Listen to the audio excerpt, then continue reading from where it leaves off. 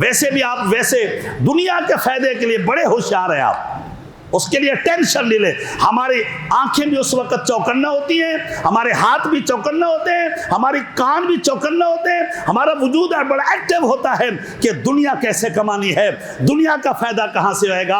अल्लाह के बंदे, ये एक बार सुबहान अल्लाह कहना, एक जन्नत में दरख्त लगता है और 6 महीने तेज घोड़ा दौड़ता रहे, वो दरख्त जो सुबहान अल्लाह के बदले में लगता है वो इतनी तवील है कि 6 महीने घोड़ा उस दरख्त को क्रॉस नहीं कर सकता। अगर जोर से बोल रहे सुभान अल्लाह। एक और भी दरख्त लग जाएगा, जिसको जरूरत है वो लगा दे, बाकी छोड़ दो।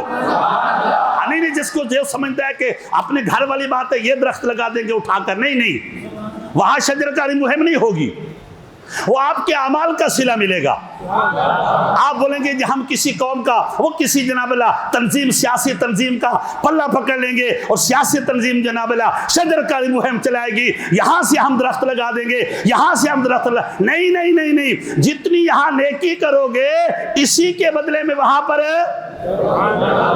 दरख्त लगेंगे, वहां पर। जरा जोर से बोले सुभान अल्लाह।